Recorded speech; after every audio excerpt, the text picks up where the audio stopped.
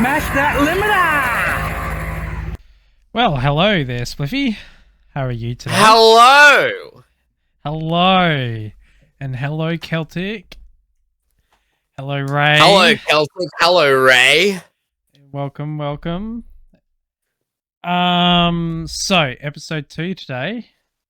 We kind of a bit of a surprise on that one. Hey, Richard's here. Hello, How's it going? Woo! That's awesome. All right, so I hope you're all ready for this midweek catch up and stream, getting some good vibes going, and just chilling out for your for the rest of the week. You did. Yeah, so we decided we're going to do 2 streams during the week, and the reason for that is simply we love doing this so much. You know, just gotta get the grind out there. Share the stories. Shit happens during the week. If you want to do something, you may as well do it lots. Exactly, that's the way it works around here. So, I'm going to tell you what happened on fucking Monday that pissed me off. What happened? I almost got in a car pileup. Okay. So, that's what happened on Monday. Wait, what a fucking Monday that was. So basically what happened was I was driving on my way to work and I was on the expressway and I was in the fast lane, so the right-hand lane in Australia, the fast lane is the right-hand lane.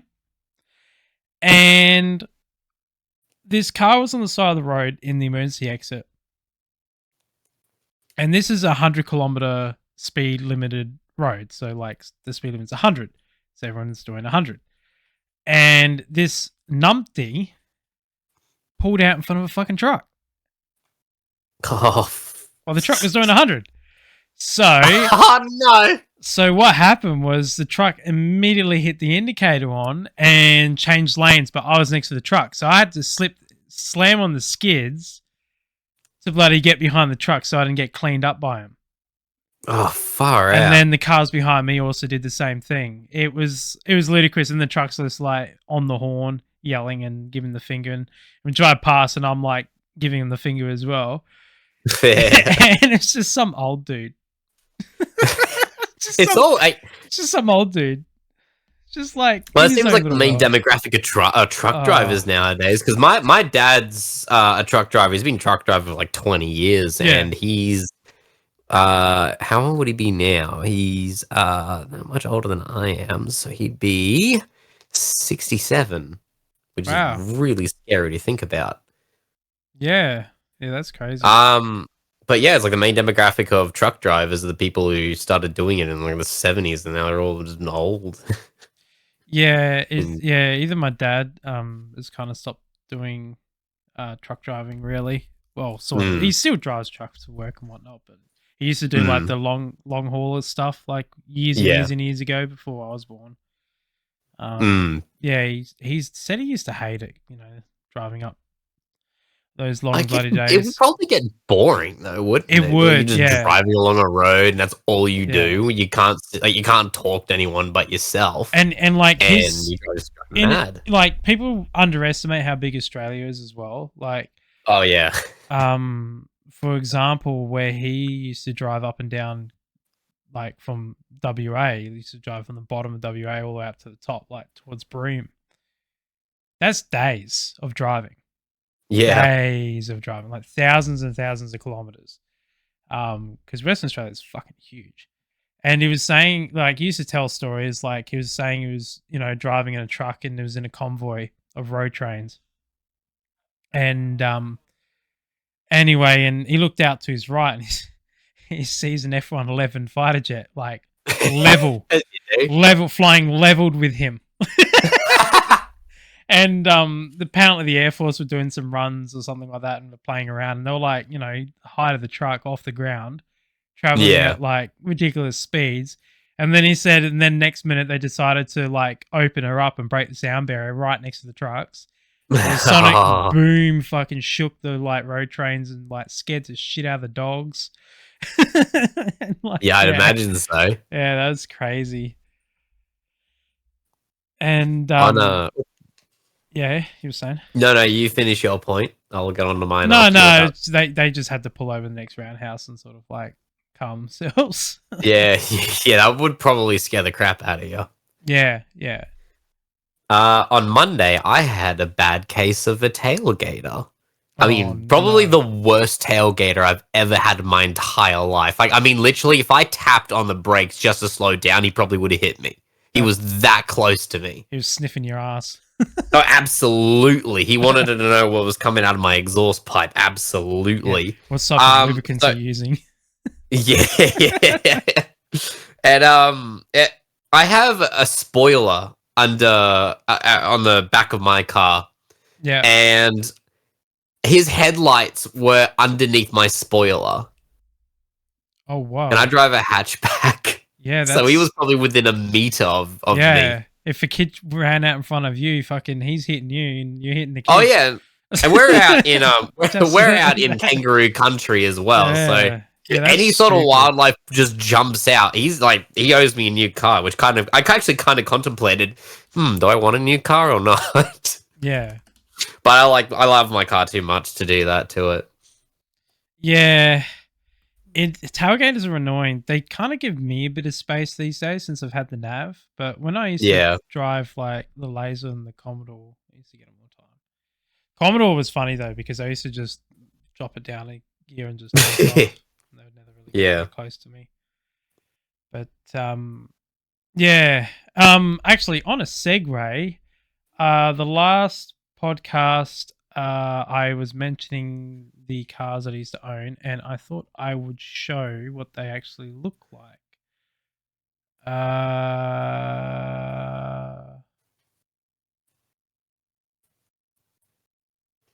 This one, hang on. There we go. That's the one. Sorry, we just set this up, so it's not 100% fixed yet. Okay, so this here, can you see the cursor?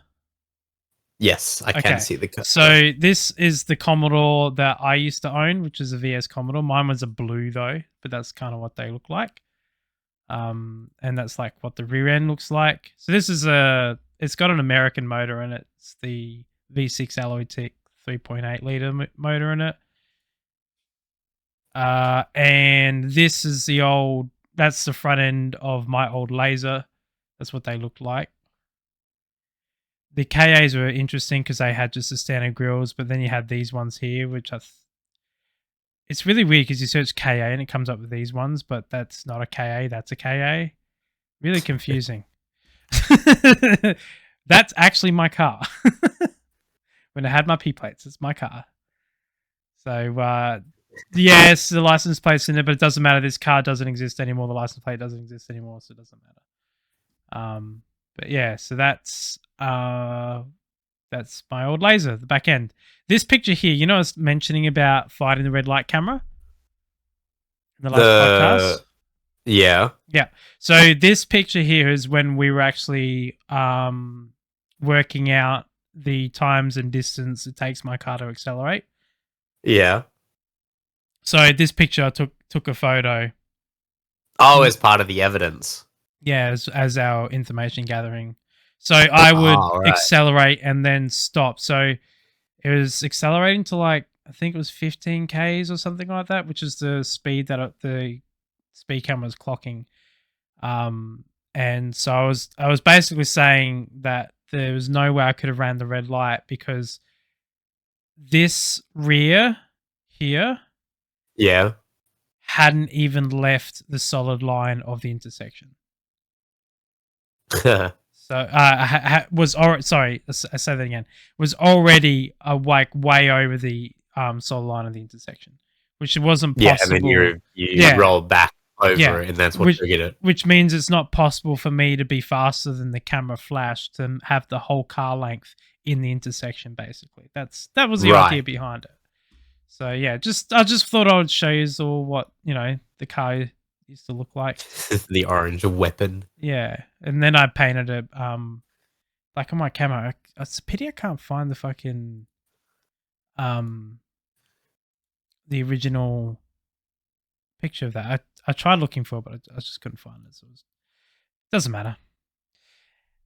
So what other crazy things have been going on this week for you? Then? To be perfectly honest, nothing crazy on the road. Just a couple of, well, not really anything to note on. Everyone's more or less following the rules, especially when there's a cop nearby. Oh, actually, I tell a lie. There's this one intersection on the way to work that is notorious, and I absolutely despise it. And the people who travel on it, because there's this culture with this, or this preconceived notion with this T intersection that you can just pull out whether there's a car coming or not, right? So you're going from 0 to 110, and there's a car coming. Oh, that's not because the idea is like, oh well, they've got an extra lane; they'll just move over for me to get out of my way. Yeah, I had the same thing happen with it. I had this red P plater, right? I didn't know they were red P plater until I passed them because they only had one P plate on them, and I was on the front. Yeah. But they just pulled out. They had a whole lane to speed up and get to 110. They didn't bother using that. They just went straight into the left lane and just got in front of me. And I literally had to just about dive out of the way as I was so frustrated with that one. But that was probably the craziest of it. Yeah. What about you, other than the massive pile up with this truck? I always, every day there's always someone pulling out in front of someone. The most annoying thing today was probably everybody in the right-hand lane for no reason.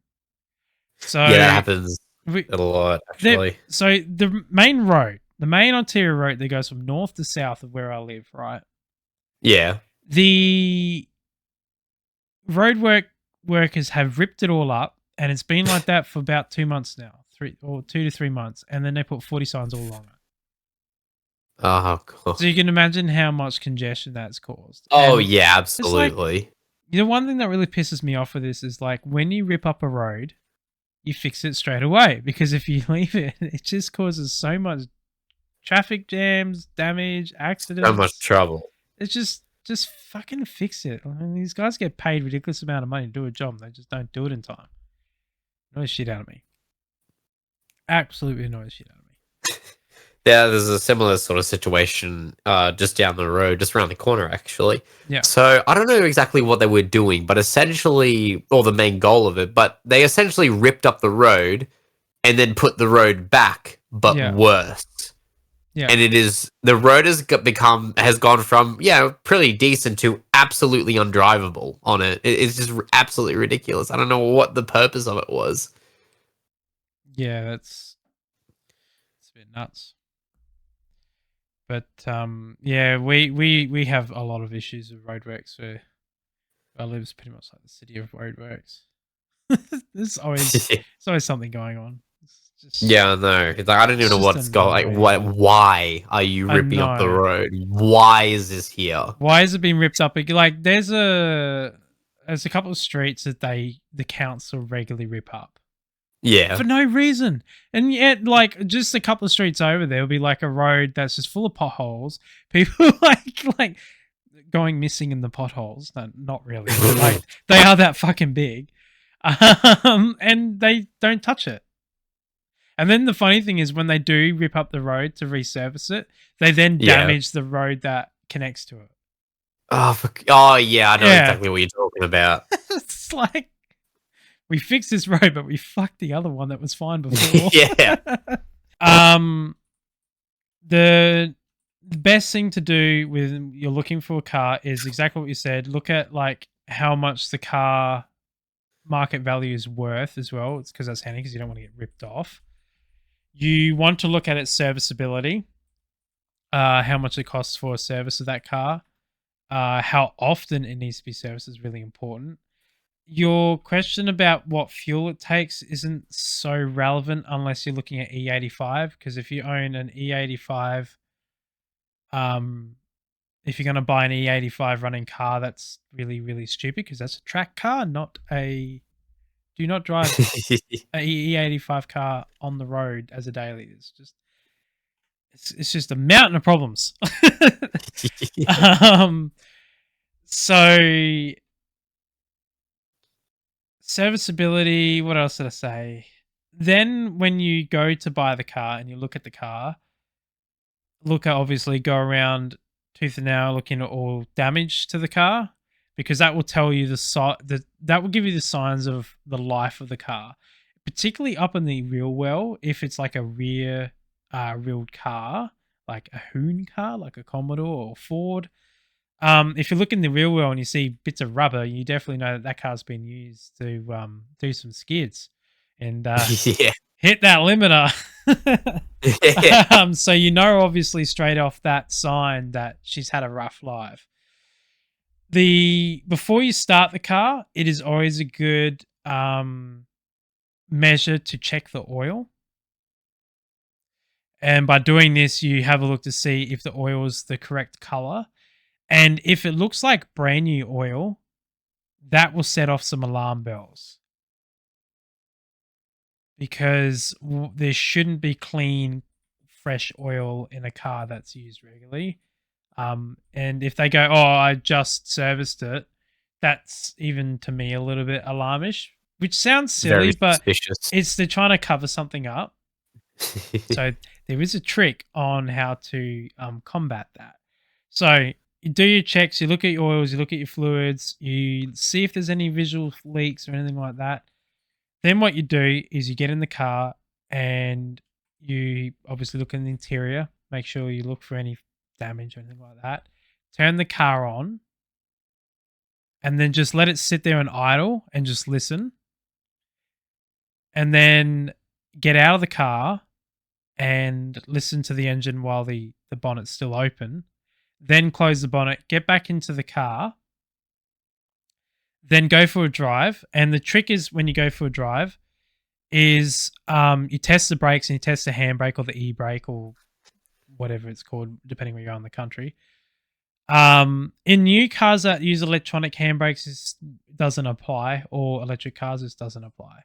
A lot of this stuff doesn't apply for electric cars, but any older generation car this applies to. Slam on the brakes. Try and get it to stop as fast as possible after accelerating and slam. Test those brakes, see what they're like. And then put it in reverse and do the same thing in reverse. Slam the brakes, see how it goes, see if there's any noises or anything like that. Then go for a drive around the block.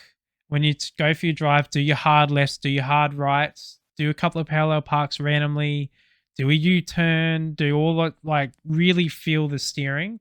Because if there's anything wrong with the steering rack or the tie rod ends or any of the suspension work, you will know when you do these turns. You'll feel it. Once you do that stuff, you then start testing the gears. If it's an automatic, put it in first, put it in second, put it in third, put it into drive. Put it in neutral. Like release the brake and put the handbrake on. See if the handbrake holds the car. Things like that. Do lots of little tests like that, and if you do that with any car, it will determine what problems there could be, whether you can knock down prices, whether it's fixable, whether it's cost effective, all that sort of stuff. And then when you're done with the vehicle, check the oil after you've turned it off. After like a minute or two, check the oil.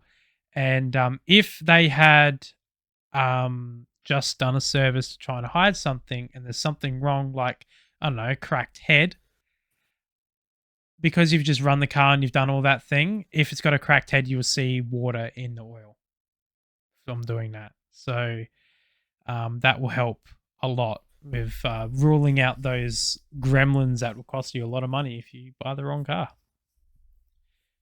So that's how I would do it. And also make sure you look up the problems that can arise with certain manufacturers, which I didn't do when I bought the Navara.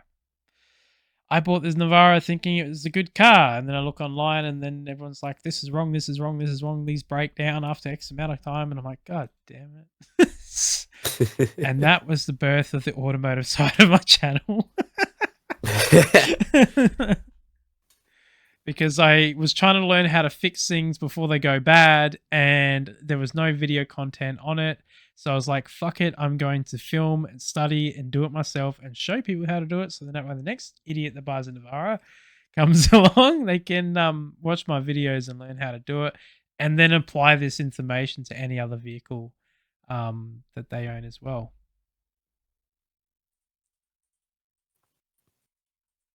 Wait, what? My old car, you never needed to check the oil because it'd be on the driveway by the next time you drive it. Yeah, my old Laser was like that. I used to drive that thing regularly without oil or water. I don't know how it didn't seize. It was about a year ago that my Astra started. I had a major problem that when it happened, I thought, oh, that's the end of this car. It's done. I can't do anymore. Yeah. So, one thing I've found with the Astra is that, well, when I was idle in drive, about a year ago, this problem started happening, and the problem was that I'd be in idle, and it would go from the first gear, and it would shift itself into the third or the fourth gear while I'm still in idle, and it would not move. Even if I told it, hey, even if I shifted the gear into first, second, or third, didn't matter. It's like, no, we're going to stick in third or we're going to stick in fourth, whichever one we just decided. So taking off at third or fourth gear is really slow. I'm surprised I was actually able to do it to begin with, actually. Yeah, because your car's a manual, wasn't it? Or is no, it it's automatic. It's an automatic, is it? Oh, okay. Which made it even scarier because of how complicated the automatic gearbox is, as comparison to what is it? It's comparison to a manual gearbox. You can pretty quickly figure out what's going wrong because you probably just stuck it into the wrong gear.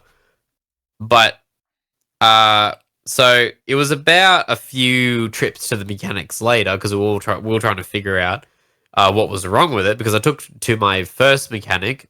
Yeah.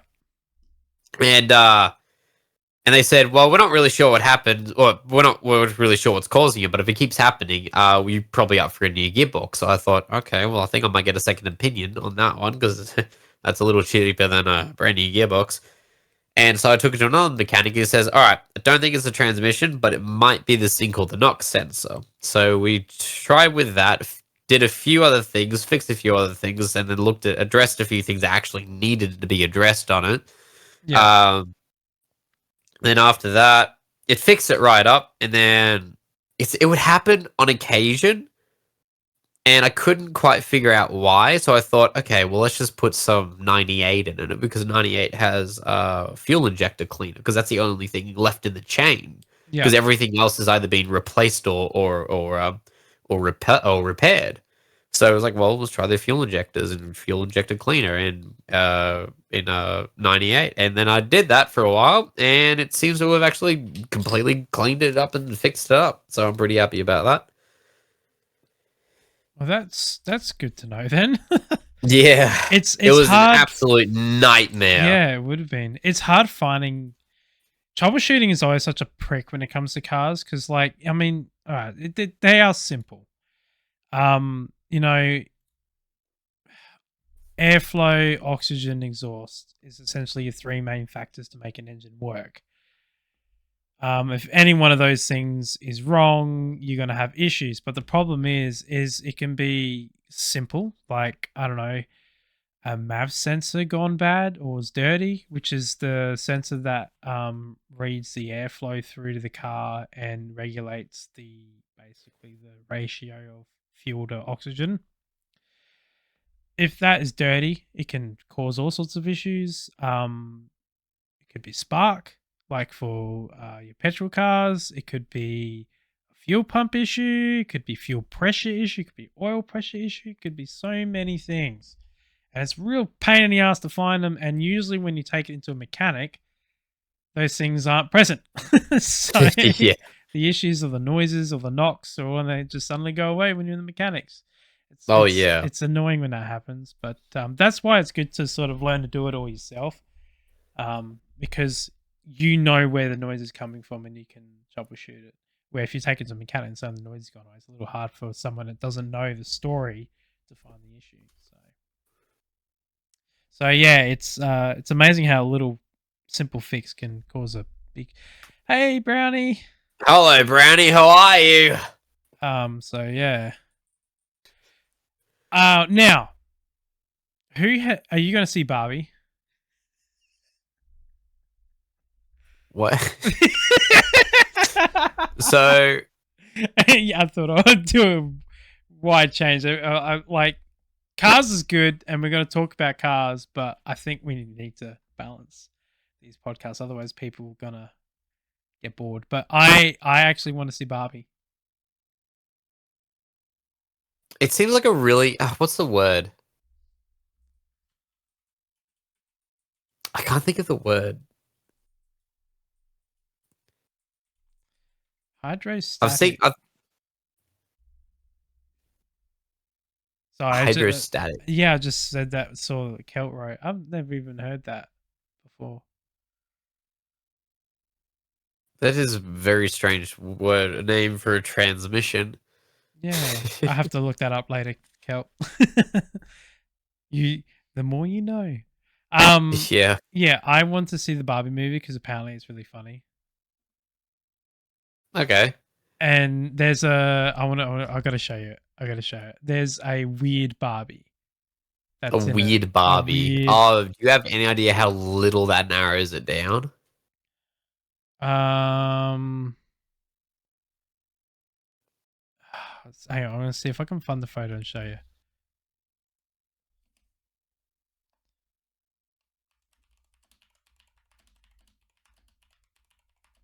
Da, da, da, da, da, da. Yes. Oh my god. Okay. I got it up. I got it up. Here we go. Here we go. Of course they do, Cal. Look at That is that is look how scary she is. Why does she look like Ellen DeGenerate? Like, what the fuck? I kind of want to see it just for her. You reckon she'll be the people's popular, the people's Yeah, warrior? I think she will be. I think she definitely will be the one to go to see. Hey, Hunter, you should probably put your microphone closer to your mouth. Peeking. You keep peeking. Wait, doesn't that mean I need to go further away because I keep peeking? Yeah. Yeah. Let me adjust that. All right, is that better?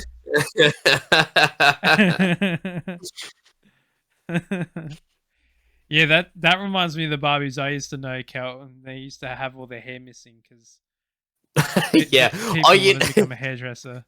you know when you go to the doctors and there's a corner of the corner of toys, and you find a Barbie, she's missing a leg and an arm and a hand, and half her hair is gone, and she's got like textured out eyes, and she has no clothes on for no apparent reason. They're not even in the rest of the toy bucket. They're just gone. Gone. Just the clothes are gone. Yeah, this is gone. Someone just stole them. They dissolved like the Barbie that has the the reactive skin that would go. Oh, do you remember that Barbie? Which one? I remember as a kid they brought out a Barbie that would change colors when it was put in cold water. No. The only Barbie I remember is the pregnant Barbie for some reason. That was just the one that just seemed strangest to me. Oh. Pregnante Barbie. Okay. It was exactly that. See, Yeah, it was wild. Because like if you lost the tummy, you just had this Barbie with this huge hole in it.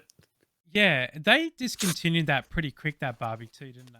I think they did too. But Yes. the Barbie, so the Barbie that I was telling about, it was supposed to like show, like when you put it under cold water, it would like show like tattoos or something like that. I think it was supposed to be the mermaid one, but what ended up happening was it would just go black. So, because I don't know, went wrong with the dye or something. It was just turned the whole Barbie doll black, and it was discontinued after like a month. That doesn't surprise me. I remember the recalls happening. They were like, "Do you own this Barbie? Can you please return it? We'll refund your money." How would you even approach something like that? Like, hey, you know this thing you bought? Can we have it back? That's like, so I have a Thunderbirds. So when I was a kid, I got the Thunderbird set. Oh yeah. But my set was like the OG one, so I had Tracy Island and I had all the Thunderbirds and stuff. But Thunderbird 5, which was was it 5? That's the red one, isn't it? No, the satellite. Isn't that one? Isn't that satellite? Isn't Thunderbird 1 the satellite? Thunderbird 1 is the rocket. Oh god, that does not narrow it down. Thunderbird 5, I think, is the satellite. I reckon. Oh wait, no, I think 3 was the green massive ship. I don't remember which one 5 was. Yeah, 5's a satellite. Yeah, 5 is a satellite. So 5 is that one there. Yeah, that's 5. So that is 5. That is 5. So I had this, right, because I had the full set, and on it they discontinued and pulled this from the shelves, and they recalled that one because so it came out pre 9/11. And then 9/11 happened, and one of the messages when you click the I'm gonna have to do that, Ray. I'm gonna have to. Yeah, I'm doing that. We should have like just a stream dedicated to just talking about Barbie for like a whole 2 hours. Yeah, and we'll just dress up as Barbie. You can do that. No, if I'm Barbie or not. Why not? Why don't you want to be Barbie? I mean, like, because face cam. Face cam, eh? Oh. All right, there you go, Ray. You happy?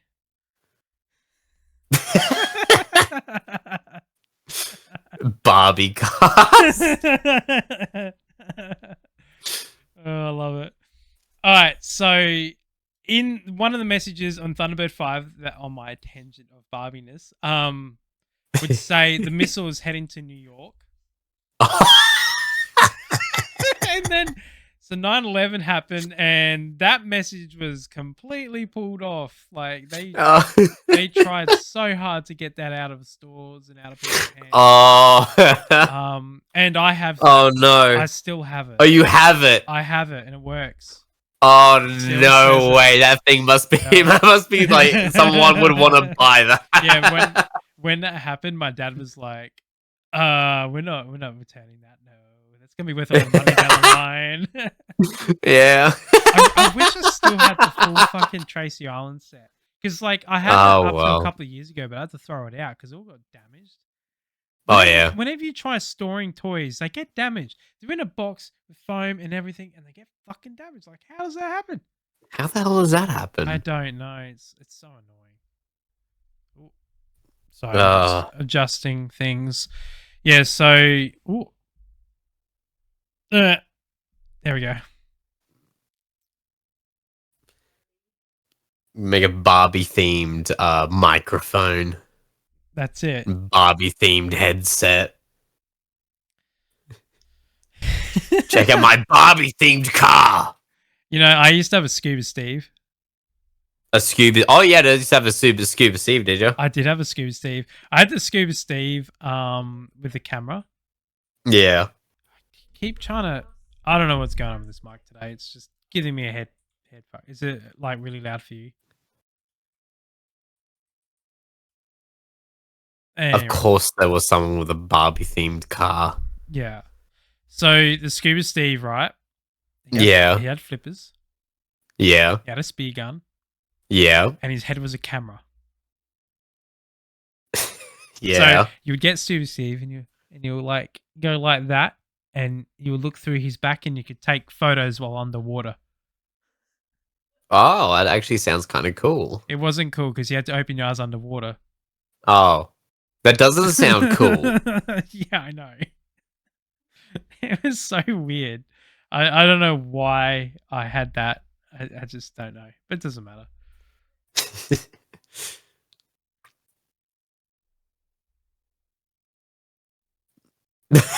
Just let all the salt water and or chlorine just evaporate your eyes. Have you ever done that? Have you ever opened your eyes under like the ocean? I think I have once, and it was a really long time ago, so I could not tell you what it was like. It stings for a bit. Yeah, I would imagine so, because it's not just the water; it's also grains of sand floating around. Yeah, and like that gets in your eye, and scratches your eye. It's not so great, you know. And No. then chlorine is definitely a no go. Chlorine. Is Nah, I've done that several times because Yeah, the first time wasn't enough. that's Apparently, that's a sure way to burn your eyes. yeah. Well, it's pretty bad down here, Kelp, because we get a lot of crap in the water. It's like clear water, but I don't know. There's like heaps of grit and all sorts of stuff here. You just got to get used to it. Just eat your cement pills and toughen up and harden up. You know what the best thing to do, Kelp, is buy a pair of goggles. That's what I would do. I can actually see and it doesn't hurt. Gotta strengthen your eyes. Nah, you eat carrots to do that. Uh, Oh god. Have you ever ridden a motorbike? I did. Yeah. Probably 11 years ago. Was it fun? Like, what did you do? I crashed. How? I lost control of the handlebars. Did you let go? No. So what? So like you're riding along. Yeah, I drove. Got my hands I was driving parallel to the fence, Yeah. lost control of the steering, and then sort of just the one of the handles hit the fence, and then I basically turned into the fence. That's It was like wooden yeah. post. I hit a wooden post, and basically the motorbike was turned for me. Yeah, But other than that, I had a lot of fun. I think Yeah. we were out there for about 3 hours. Oh, that's Just fun. ride this little tiny Pee-wee 50 around the backyard. Yeah. I have stacked a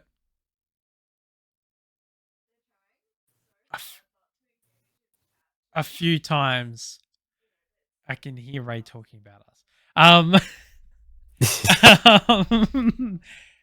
Yeah, when I first started learning to ride a motorbike, I stacked it by doing small, slow maneuvering. So, I was maneuvering my bike in and out of stuff. So, like, you know, doing like the figure eight turns and all that sort of stuff. And I fell over quite a lot doing that because it's actually really hard doing those slow maneuvers on a motorbike. Like, well, not. Yeah, because you got to keep your Yeah, balance it's the really entire hard. time. It is hard. Minty, what is wrong with you? And she's obviously got, you know, she's got better pain threshold than any of us. Yeah, I wouldn't even fathom doing that. I will never challenge you ever. So So, and then a few other times I stacked it was just on like dirt. So like I was trying to race a tail. So like that's where you basically just let the throttle loose and just flick all the dirt everywhere and whatnot. And then the bike slid out from underneath me. None of them hurt me. But the worst accident I had was when we were riding on my next door neighbor's grandparents' farm. And they had bloody cats. Jesus Christ, they had cats. The cats bred cats and then more cats and just cats bloody everywhere. And one of these days, we're riding around the paddock and one of the cats walked out in front of me and sat in front of me. And like I was going not very fast and I was on like a PU50 as well. And So I moved out of the way. This cat must have had a death wish, I swear. It moved in front of me again. And then I moved up. I moved the third fucking time the other way, and the cat moved in front of me, and I ran it over. Ah. The cat was fine because it was like I wasn't going very fast, and like it's a small bike, and I'm only this is when I was young. Yeah. So like it was on dirt, so the cat was perfectly fine. But I was really worried about the cat still, when I went to have a look, make sure it was fine. The cat just like looked disappointed and walked away. I swear it was a suicide pact, but. And somehow you've never broken a bone.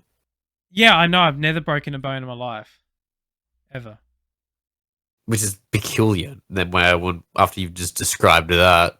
Yeah, I have. I've been in explosions.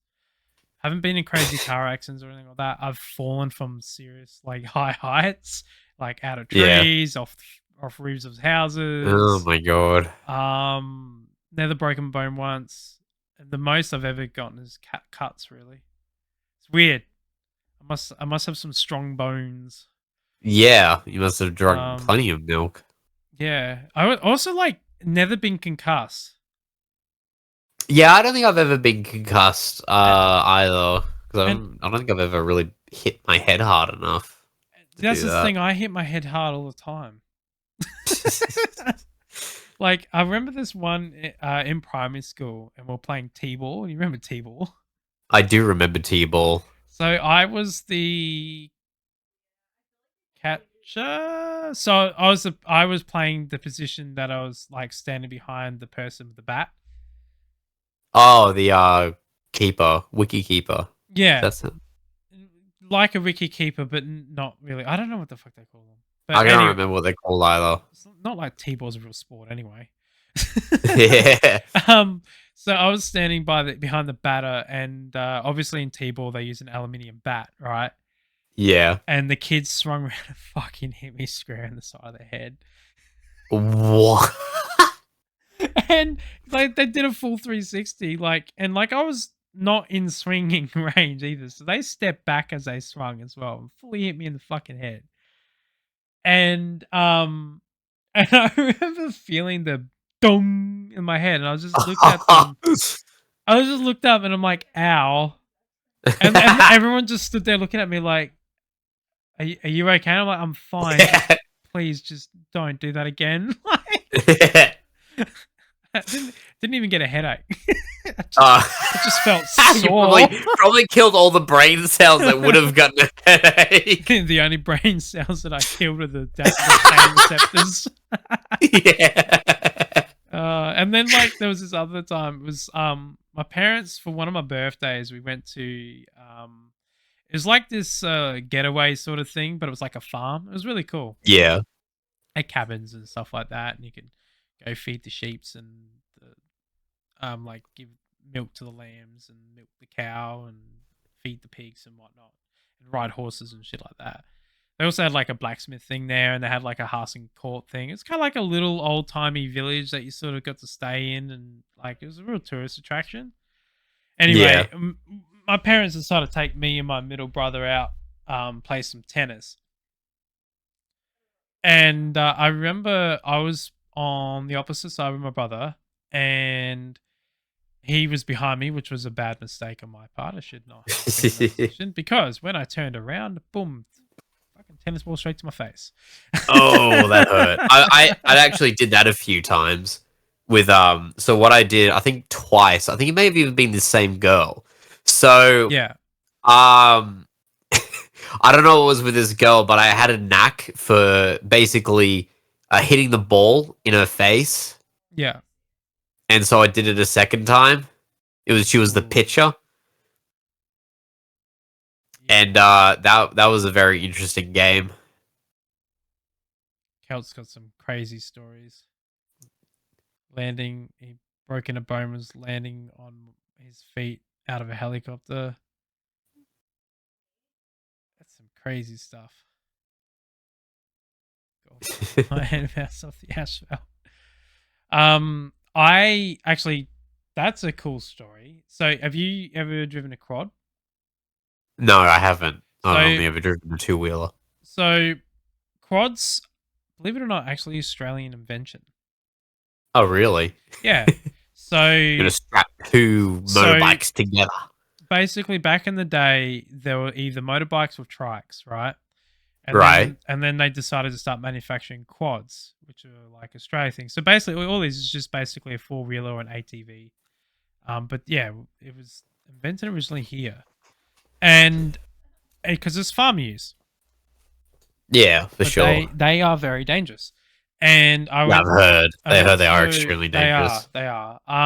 So because they're easy to roll and they're really heavy, so when you roll them, they crush you and kill you. I remember going over a mate's. I was friends with school, and he had Yeah. a few quads and a track at the back of his parents' property, and it was a fairly sized property. They had like a bull and a couple of heifers and whatnot on the property, and anyway, and so I was going like really slow because this is when I like race on a racetrack or race on a dirt track or any when I do any sort of racing or any sort of like um driving with skill and speed mind, I always do a couple of rounds slow just to learn the track, learn the bends and all that sort of stuff. So they're like going around on their quads like full belt, like having fun doing jumps and stuff like that. And they're like paying me out, going, you're going so slow, you're going so slow. Oh, what are you, a pussy? Anyway, so when I got confident, I was like, pussy, okay, I'll show you this. Oh, so no. in front of the camera. So there was this part that's about 100 meters. It was like that. Yeah. So it'd be like that when you're Oh, right. So really like up and down. So what I did is I did a couple of jumps on the quad, and then I went to turned the corner. And when I turned the corner, I flicked the arse end out as well. So then that way, like I could slide around the corner, which is really dangerous to do in a quad. And then yeah, I can see why. Yeah, and then I just freaking gunned it on that part, and like it was insane. Like their mouths just dropped because I was just like, "Are you gonna die or like what's gonna happen here?" Like, and I'm on 2 wheels at the end, like that, just driving along, and then I stop in front of them and land it, and then I'm like, "Who's the pussy now?" Yeah. And they were just like, "You're an idiot," and I'm like, "Yep." Apparently, there's no in between with you. There's no just moderation. No, it's like slow and cautious or extreme and chaos. Yeah. So yeah, that's pretty much what I've done there with quads. But yeah. What other sort of like crazy things have you done that were like pretty dangerous? Dangerous things that I've done. See, I'm not really an adventurous person. I don't really go outside and do adventurous things very often. Yeah. So I don't really have any crazy, oh, I could have died here, or I could have died here. Yeah. I suppose I nearly drowned at Jamboree Action Park like a decade. No, it would have been over a decade ago. Well over a decade, something like 15 years ago. Is that kind of like a is that kind of like a water park, is it? Or yeah, it's a water park. It's a Jamboree Action Park. It's got like the taipan and the funnel web water slides. oh. Yeah, that Have you never heard of a Jamboree Action Park? No, I never have. Oh, really? Yeah, well, I don't really know of any parks in the like the eastern states that well, because like we don't have any here. Oh, really? Ah, No. okay. We did have one years ago, but it closed down because they didn't make that much money. But sorry, it was a water That's all right. slide where people would come off it every day.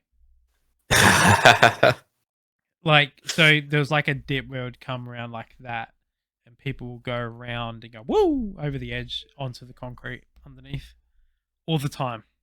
It was so dangerous. They never put Oh, any safety measures or anything, like, all the fucking of time. course. Yeah, it's crazy. But yeah, no, I don't know anything about the eastern states at all. I mean, obviously Luna Park, and then obviously the big three in Gold Coast. Yeah. But yeah, I've never really heard or anything of any of the others.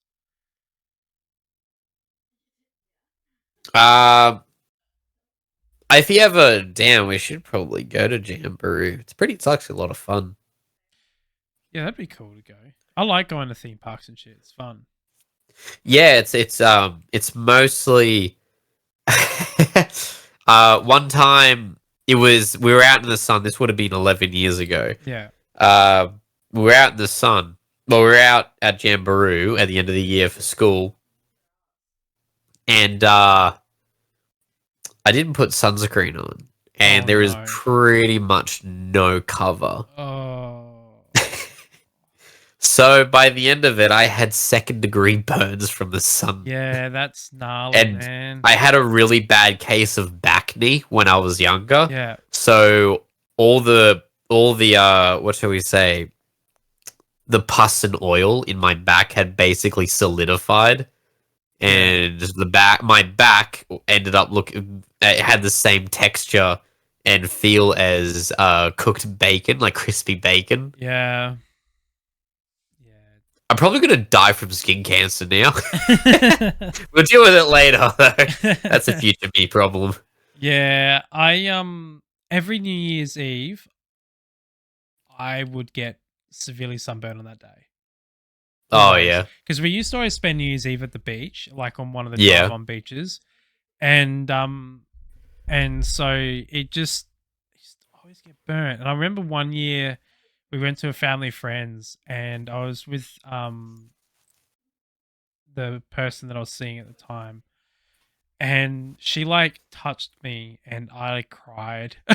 Oh wow. It was so painful. Like, dude, my front, back, shoulders, head, everything was just cherry red and blistering. I got fucked.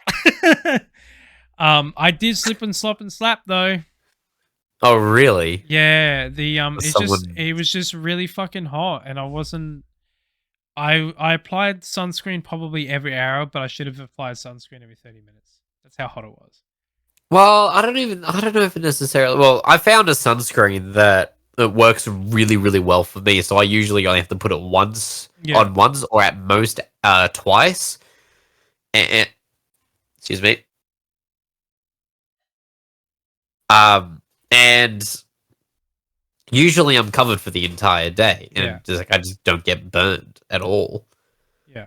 And I think that's the problem. I think you were just using a sunscreen that wasn't that wasn't really right for you. Yeah, maybe. I mean, it's hard with sunscreen because in Australia, like, this is something that that Celtic, like, being in Florida, you would understand what like the heat can be like in that. But here in Australia, the biggest problem here is like, you know how they always talk about the hole in the ozone layer?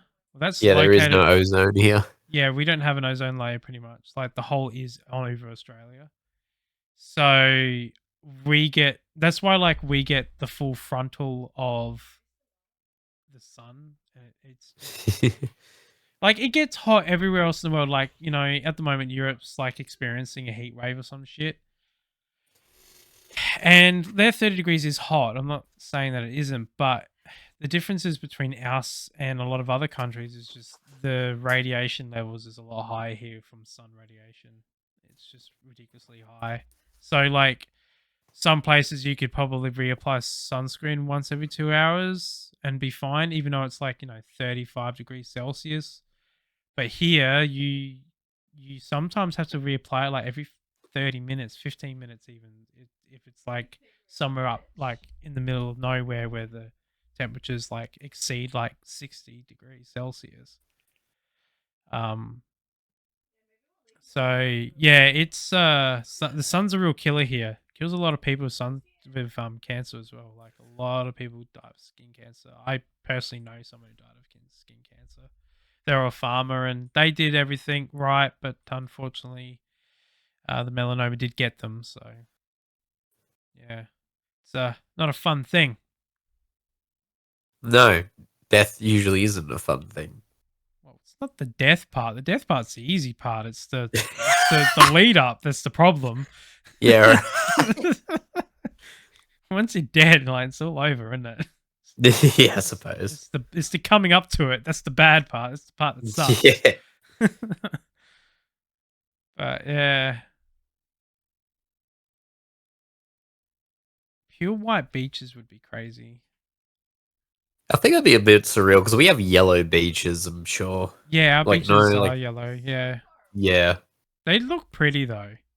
they do. They've got They look pretty. contrast to them. Like my favorite place to go to when going off roading is Beachport. When I go on a trip holiday, I'll bring this up so you can see what Beachport looks like. So that's Beachport there. Oh, look, it does look nice. Yeah, that's one of the beaches that you drive on. Yeah. It's like really, really lovely. So pretty much, you got the road to Beachport full drive track.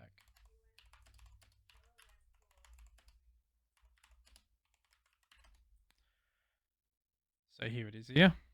So pretty much what you do is, so you're staying in Beachport, you go up here, up along there, go into Robe and you enter the track and then you follow this all the way down here in your full drive. And then you come back to Beachport and then you go back there. It's a lot of fun. It's like, you go up all these big, this doesn't look steep, but this is actually a pretty steep hill. This one here, a lot of cars get stuck. You can see these two are stuck. And That does. It's like what, a 60-degree incline. Yeah, you get bogged so easily. Like, look at that. These people. Yeah, far out. That's intense. Yeah. I'll have to bring my tank. Yeah. This guy's it gets so soft on these hills. It's ridiculous. That's the top of that steep hill that we're just looking at. Oh yeah, yeah. It looks that's a different perspective entirely. Is that a no? It's a Triton going up there. Bloody. All right, so behind them, that's a Rodeo, right? Behind these are randoms. I don't know who the hell these are, but so there was. Well, it's the first time we ever went beachporting as a family, right? This was years ago, and I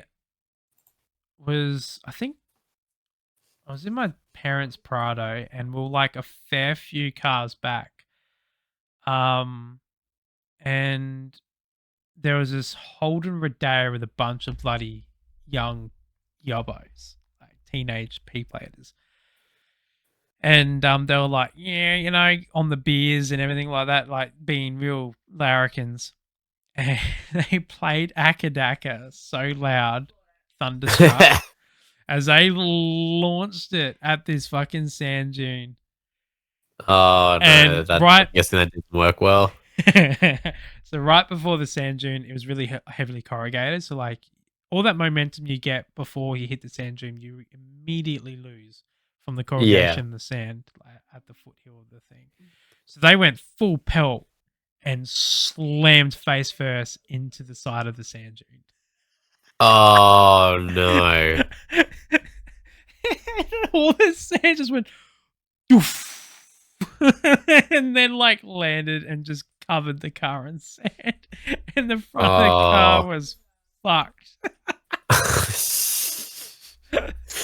I'll bloody teach him, wouldn't it? They reversed out and they just get on, they have a look at their car and then they just scream, yeah! The beers in Oh god, that's such a larrikin thing to do. They must have just checked to see whether like they damaged the radiator and they're like, no, the radiator's all good, so it's all good. That's what the car runs off of, radiators.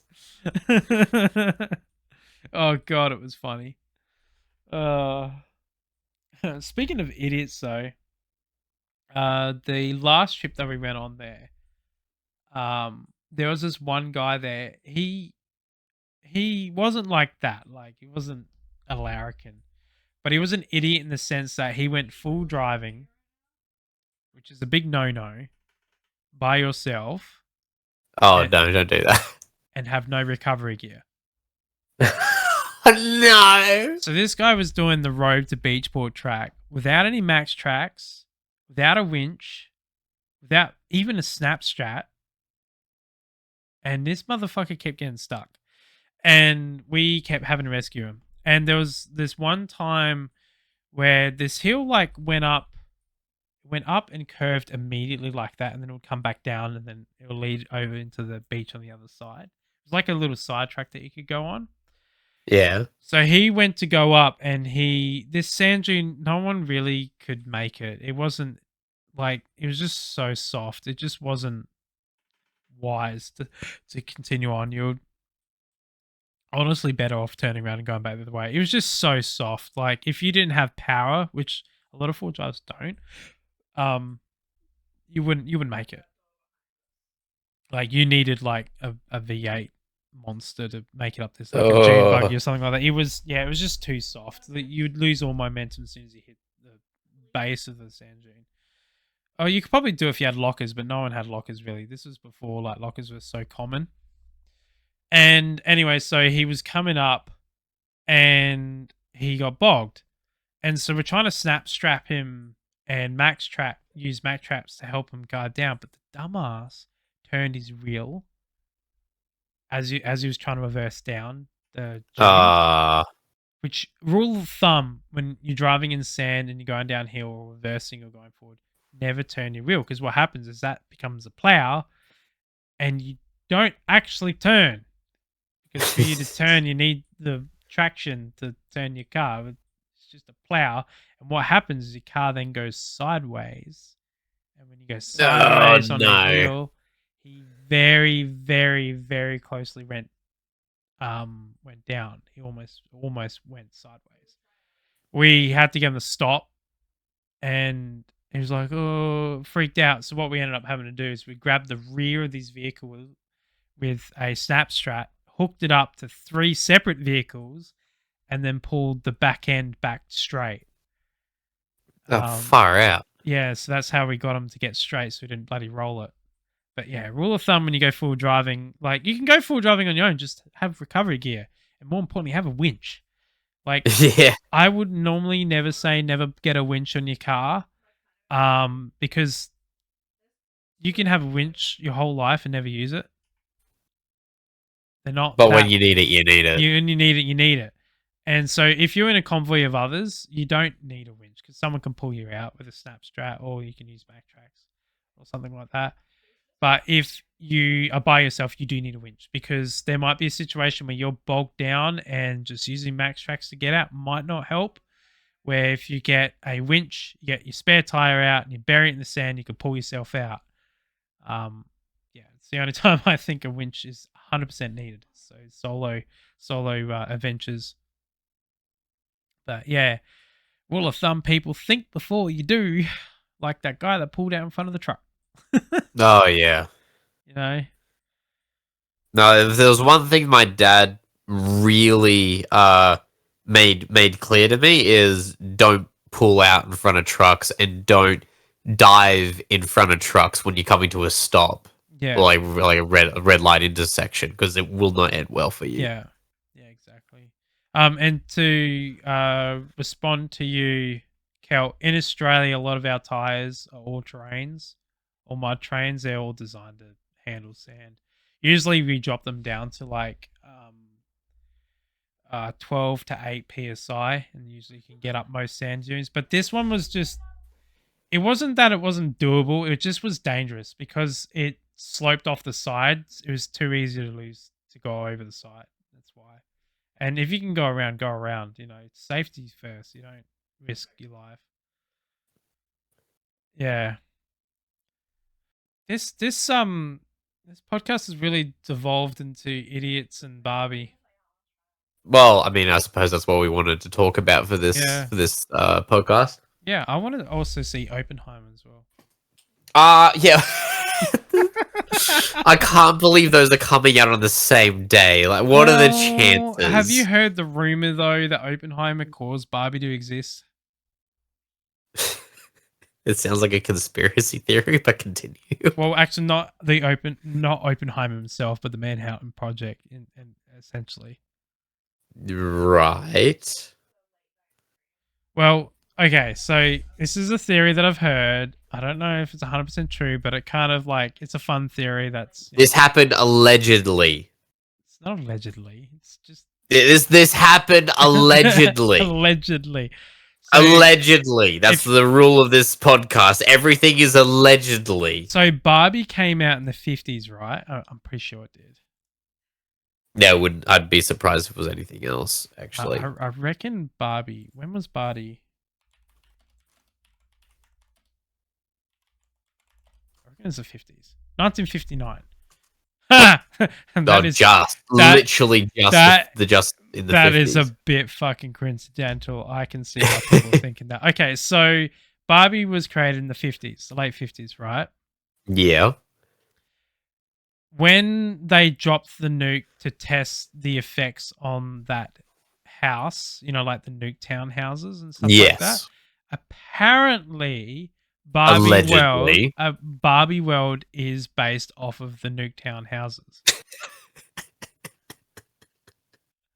Because like people were like looking at the pictures of the old city, like the mock-up city they built to test the nuke's effects, and they looked at like Barbie World and they like look identical. They're like, the atom bomb gave rise to Barbie. Did they compare them to? Did they compare them to? Oh no, Skim. Steve did not make it. He got consumed by Barbie. Yeah. he joined the Barbie world. Do they cross-reference it with houses that were typically built between the 30s and the 50s? Yep. Oh wow! And they were do you remember the meme going around Crispy Barbie? No, actually I do. Yeah, because people as the creation of nukes resulted in a lot of things. One of them being anime. Yeah. Wait, I thought you had already followed me, Skimmed. Oh my god. Oh, disappointed. I'm disappointed in you, mate. You didn't follow me in the original day. What is this? Fuck, I don't know. But yeah, I want to watch Oppenheimer. I wouldn't mind watching both. It'd be pretty funny to just get your ticket and then rush out once the movie is ended. Like, all right, now I need one to Oppenheimer now. How would you do it? What combination? Ooh, which order would I? What? Yeah. Which order? Same with chat. What order? Probably chronologically. So I'd watch Oppenheimer and then I'd watch Barbie. I would probably end it on a depression and then I would go Barbie. Nah, Spliffy hasn't seen Barbie. I don't think you will see Barbie, will you? I don't. My track record isn't really great for watching movies. So I probably will probably miss it anyway. What was your last movie you saw? The new King Kong featuring not Bruce Willis. Fucking what's his name? The guy Bryan Cranston. Yeah, the guy was in Kick-Ass. I don't know. I don't think I really watched that movie either. Yeah, he's not a movie guy. Yeah, gonna watch it chronologically. Alright, so we'll have to watch Oppenheimer and then Barbie. Absolutely. I'll probably do that. Start it with a depression and then... Actually, hang on. Let me have a look. You know what? Screw it. I'm going to see... let's see. Deep Law. I'll see if it's available here. Yeah, it is. Yeah, it's already in cinemas. No, I'm like... cinemas. Yes. Wait, what? You can actually buy a ticket in a package for them? Oh no, I not in a package. I actually need to go see if it's even available to watch at my cinema. I am not going to touch that subject with a 10-foot pole on Twitch. Oh, it's actually day. You know what am I doing this weekend? What am I doing Saturday? You're actually gonna do it. I'm gonna do it this Saturday. Yeah. All right. Tell you what. I'm gonna go to the 10 o'clock Oppenheimer. Yep. And then because it's on daily, Yeah. right? So I'm gonna go 10 o'clock Oppenheimer and then 12:50 Barbie. Oh, that's a good lineup. It's a good lineup. Yep. All right. Let's do that. You know what I'm gonna do that this weekend. I'm gonna go to my local cinema and I'm gonna do some naughty business and I'm gonna pay for only one ticket and then go and sneak into the other cinema. Oh. Yeah, why not? I've got a ticket. You just didn't ask which one. I paid for my entry. I just didn't leave. Yeah. You just hide underneath the seat. No. So this cinema, right, is such a silly layout. So there's two wings with multiple cinemas on either side, left and right. Yeah. What we used to do as kids is we'll go figure out what all movies are showing and what cinemas are showing it, right? Yep. And we'll go see the first cinema showing in the morning. Yep. And then we'll stay there and watch all the movies showing on that side for the whole day. Oh, wow. So we'd see like four, 5 movies in a day. And yeah. for one. It was like, you got your money's worth. They never used to question you. Like, you just open one cinema, go into the next one that's showing. You might have missed like a couple of minutes or so, or it's just starting, and you just sit down. Like, they never asked at all. Like, great security. That's what you want. Well, because they only ever checked your tickets as you entered the wing, not as you enter each cinema. So, like, it's a whole corridor. Oh! Like, yeah. Oh, that's so stupid. Yeah. It's so dumb. And it's even worse nowadays because they don't even have a person there. They have just a machine. They just scan the machine. So now no way. So now you can theoretically just like go from one wing to the other and watch whatever movie you want. The only ones they have people on board are Gold Class and I think VMAX. But now they've also got that 4D shit as well, which is weird. I don't like 4D. 4D is gross. Why would you want to smell and feel shit? Like, literally. Yeah, like I would not want to, like, I don't know, we just go in the Oppenheimer scenario. Right? I go to Oppenheimer 4D. Right? So you got seats that move around like this, right? And then you're like sitting there and you're watching the bomb and it's just like shaking and then it shakes the hell out of you. Shakes the hell out of you and just like lets smoke everywhere. Just fucking have a bit of riff of bacon in your nose. Oh shit! The pigs that they're burning alive from the nuclear blast or something like that in the movie. Spray a little bit of concrete actual explosion just erupts from behind the actual screen. That would detract so much sensation. That'd be because then I'm not paying attention to the movie. I'm paying attention to how to freaking survive this situation. I'd be too worried about looking at what other people around me are doing and be like watching and like, what the fuck are they doing? Like, how are they reacting to this? Yeah. At least on the bright side, if someone farted in the cinema, you won't notice it because of all the smells. Probably. Yeah, that's a good way. Just like someone farts and the next minute the bloody smell of ash comes out. Or like perfume or something. I don't know. Yeah. Let's see how much are tickets nowadays? Could you imagine like watching a 4D porn? Just go get a girlfriend. It's like then you get 5D porn. Yeah, and you get to feel and do whatever you want within what's the word? Within reason, within TOS. No, within consent. Within the voice thing. The voice thing. The voice thing. Your voice changer. Yeah, I still have to hook up the other one. The other one works a little bit differently to what I thought it would, so I'm going to do a couple other things to make it work. Oh, really? Yeah. So, the only way to get into it is I need to get an XLR microphone.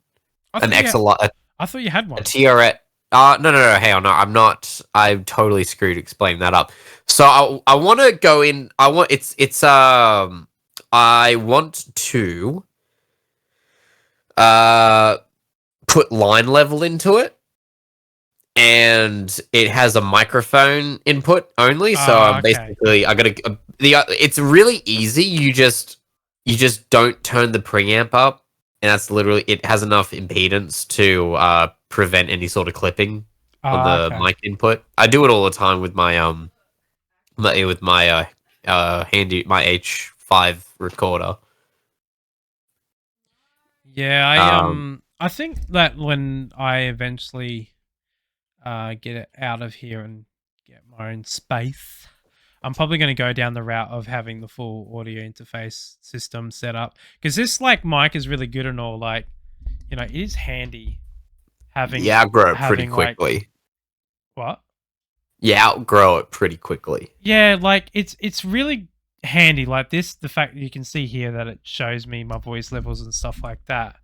Yeah. Um, but the problem with it is like, you know, just before, like, it resets settings for no Yeah, reason. So I had to go. that's why I don't Yeah, like I software yeah, for this so sort of stuff. yeah, I would prefer hardware over software when it comes to this sort of stuff Oh, as well. hardware is so nice. Yeah, I it mean, is. I used to be terrified of software Yep. because when you record with hardware, you can't really change it in your digital audio workstation, Yeah. because if you compress it, you can't you can only compress it more from there. But then I learnt about, I sort of what's the word, developed the philosophy that the hardware is more of an extension of the microphone than it is its own separate thing, Yeah. which that just cleared everything up for me. And Yeah. ever since then, I've always had hardware on, and it's so nice to just turn it on and it just works. Yeah, the problem is I just don't have the bench space. This IKEA bench. I mean, So I've got a Samsung unit rack unit. yeah, Yeah. you've got the full kit. You're pretty much like on a professional level anyway. Oh, I try to be. I Yeah, want to get so more of these units, so I'm thinking about buying another one in the next couple of months. I can't wait to get a new headset, because this headset's starting to get a bit sort of, how you going? Well, like Yeah. breaking. No, not breaking. I think the drivers on them are starting to get old because the audio quality has dropped significantly.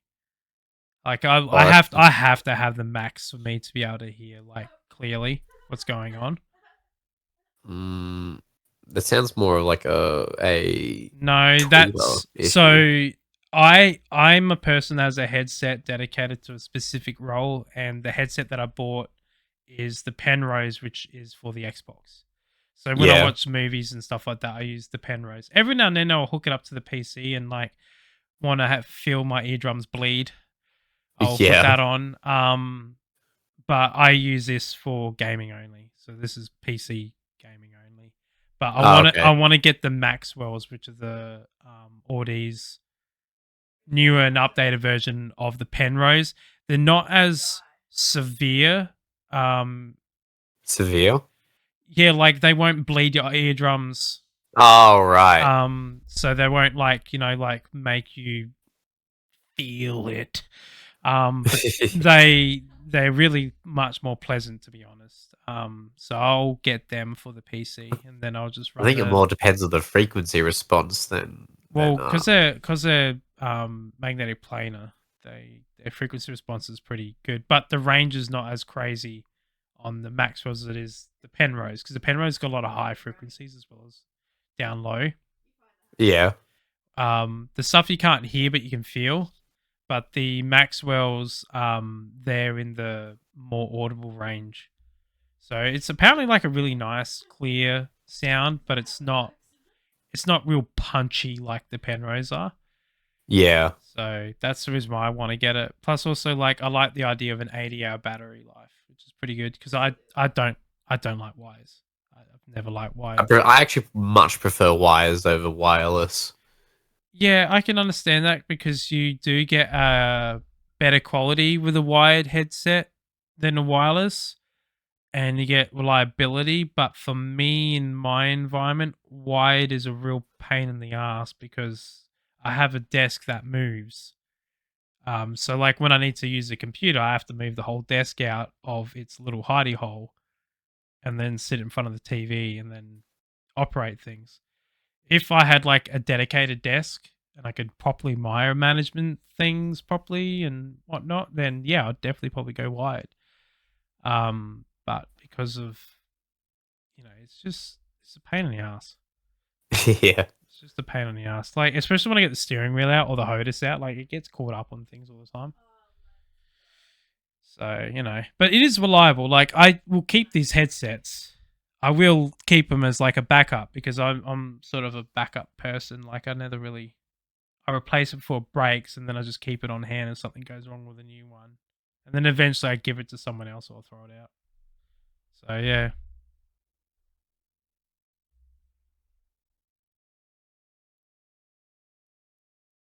You know how to change it. You know how to change a tire, don't you? Yeah, I do.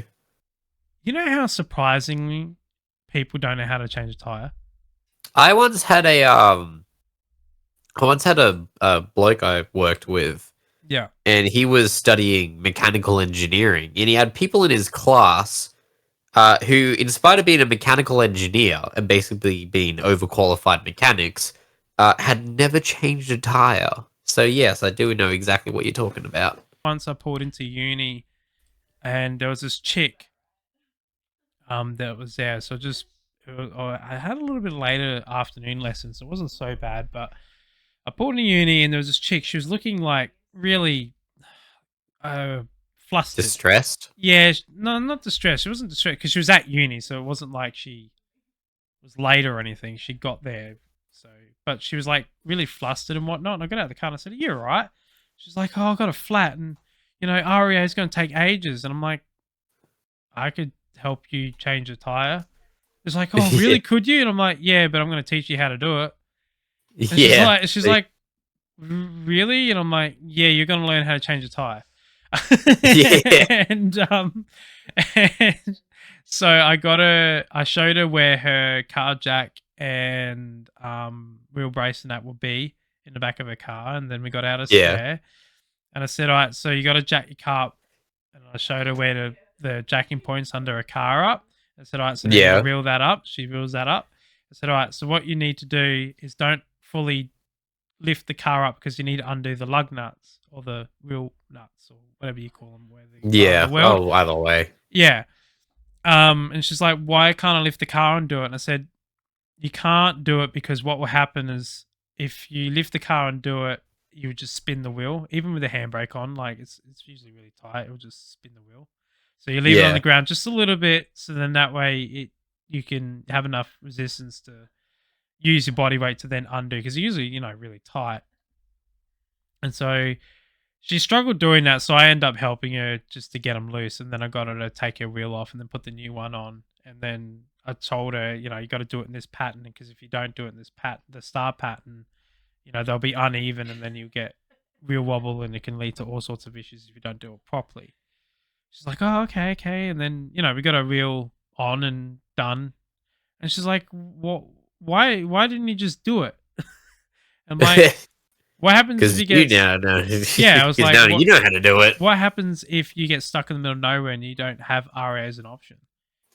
And she's like, "Oh yeah." And I'm like, "You need to know these. These are basic life skills that I honestly think should be incorporated in your learner's permit." That would make a huge difference. I honestly think that it should be a requirement to get your license to learn how to change a tire. Because that makes sense. We're in Australia and it's a pretty remote place, and you get stuck here, you can be pretty fucked. So you should learn how to change a tire. Yeah, it's fair. It's not hard. Like, it's really not hard. Like, I've taught Ray how to change a tire several times. She even knows how to service her own car. I've gotten her to service her car, so I'd do it these days because she's just lazy. Nothing out of the ordinary there. That's it. So yeah, but it's not that complicated. But it's just a couple of minutes, and then you can once you know how to do it, you know how to do it. Like Yeah, that's it. yeah, um, like more complicated things like servicing car and stuff like that. I can understand people not knowing, like checking oil or knowing which is the oil port or the oil fill port's a really important thing as well. Because I have seen people fill that with water. Uh, that's not what you should do.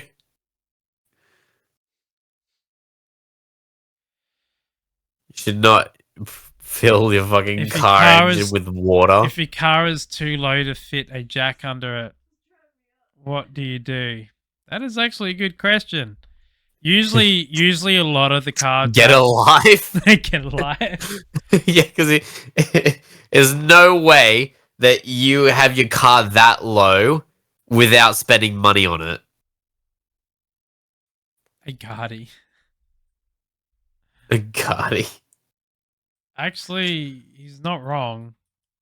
Are you talking about this are you talking about when you drive up on the guard and then have your car on an angle so then that way you can get a jack under it and jack it up and then lift up the car while on the gutter? Are you talking about that? Or are you talking about jacking up the car off of the actual body guard, like the guard itself?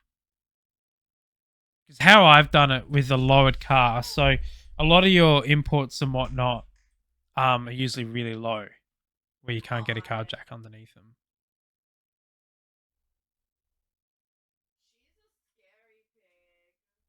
Yeah, I've done that. What we've done with the lowered cars, we'll drive up on a driveway, and we'll have one side of the car up on an angle, and then just have it up, sort of raised, and then we do it that way. Your FG was that low? I don't remember it being that low. But another method that I've done is there was one of my brother's mates had a VL Walkinshaw replica. So the Walkinshaw is, I'll show you what a VL Walkinshaw looks like. Sorry, my cursor was going all over the place. Oh, come on, Yeah. you just behave. So a VL Walkinshaw is one of these bad boys. They're worth a lot of money now. Go. So that's a VL Walkinshaw. Basically, it's a VL Commodore with a body kit, and they usually come with a V8 motor supercharged on them, and they're usually really low as well. So what we did with his is this bit here was zip tied on. Oh, wow. So he purposely made it so that body kit wasn't actually clipped in like it normally was. He made it so like it was zip tied on both sides. Ew. Which is fine. No, you didn't notice. You couldn't. Will you fuck off, Anna? So you didn't notice at all that it was attached with zip ties only. So you would cut the zip ties in, you move that out, and then you would be able to fit the scissor lift just in there. Sometimes if the road wasn't exactly level, you do exactly what Skimmage said, where you get two blokes to pull up on the guard to lift it up to then drop it down on the jack, and then you would jack her up. I have also seen some people, what they've done on the jack points in the guard here. I think this car's actually got it. I reckon that is on. See that point there? There's a little cutout in there that is either got an insert or it's like that where you can actually slide the car jack inside there and lift the car up. I've seen them as well on body kits like that. Not this car, but body kits that are lowered. They have like cutouts. And then if you really, really want to be like a Mr. Expenso and love money, You could always just install electronic car jacks that are mounted into your car that lift your car up. A lot of BMWs have them. Stock standard, but you can make your own and lift them yourselves. They're I'll see if I can find one.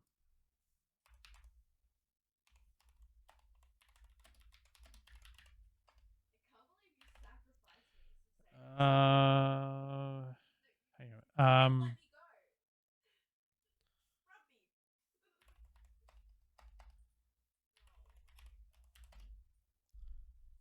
No, god damn it.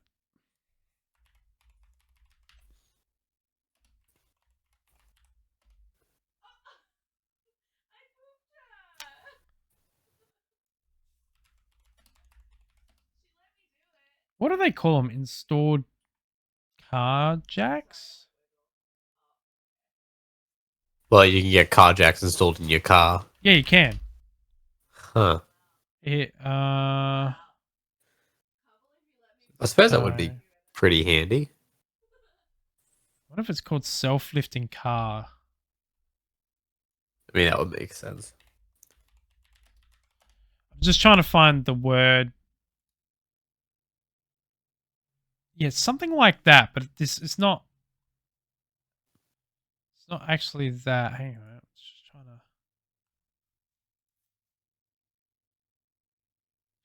to. They usually have like a built-in air-powered, air-powered jack. But I've seen electric ones as well, which BMW use.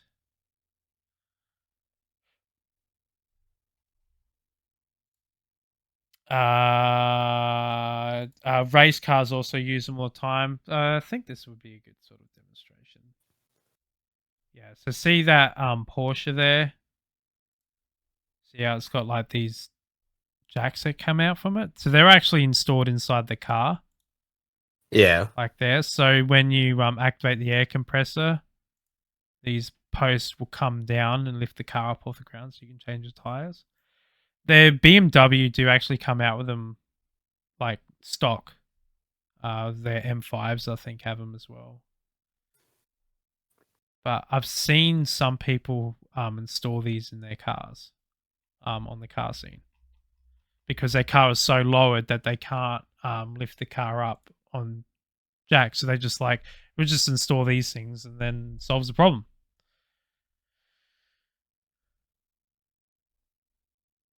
So yeah, but that's why I use the 3-ton trolley jack anyway for everything that I do, because the 3-ton trolley jack can get in under lower cars. Like Ray's car's pretty low. Like Ray's car, I can't fit jacks under that. So I use the 3-ton on it, and that's fine because that's like really flat. But yeah, I can't believe that we managed to keep this going for almost 2 hours on a work night. Yeah. And you're like starting to fall asleep. I am. I must admit, it's been a very long day. Yeah, it has been a very long day. I cannot wait for this week to be over, to be honest. Oh, yeah.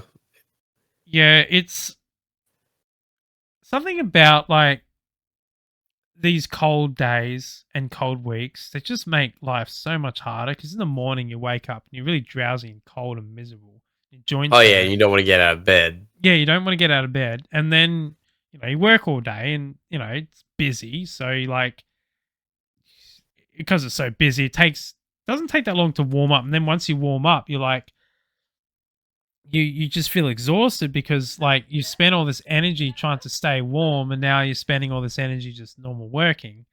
And then you get home and you spend all this energy, making food, cleaning up, getting ready for the next day, all that sort of stuff. And then you go to bed and you start all over again. Yeah, it's it's a lot of work. It's a lot of work. Well, I think that we're gonna have to end this podcast soon. Since we have a minute left to the 2 hour mark. So a lot of work. I hope you all had a great time tonight, sharing the time that we've had. And this time round, the VOD will actually be up because I stuffed up and didn't click the button to save the VOD. So the VOD should still be up on Twitch, and I will download the VOD and edit and upload it to YouTube sometime this week. And I'll do the same thing for episode 3, which we will have a guest on. It won't be Goose. He will not be able to join us this weekend, which is fine. But hopefully, I can rope Ray to come in and be our special guest on Sunday. Sunday will be a bit of a different stream because I have stuff in the morning, so it'll probably be later on in the afternoon, like say after 12 sometime. We'll keep everyone updated as it comes closer. This will be the first time Spliffy heard this. That's all right. I'm pretty cool with that. I don't think of anything on that Sunday afternoon. Yeah, exactly. So these podcasts are going to be pretty flexible because we might have to work around our guests, and our own lives are busy. You know, we work full time, both of us. So yeah. So anyway, ladies and gentlemen, thank you very much for coming in and watching. I hope you have a good day or evening, depending where you are in the world. And please hit that follow button. Your support is greatly appreciated. Thank you for stay tuned for next time. For those who came and watched and joined in on the chat. But yeah, thank you very much, and we'll see you next time. Talk to you next time, guys. Bye.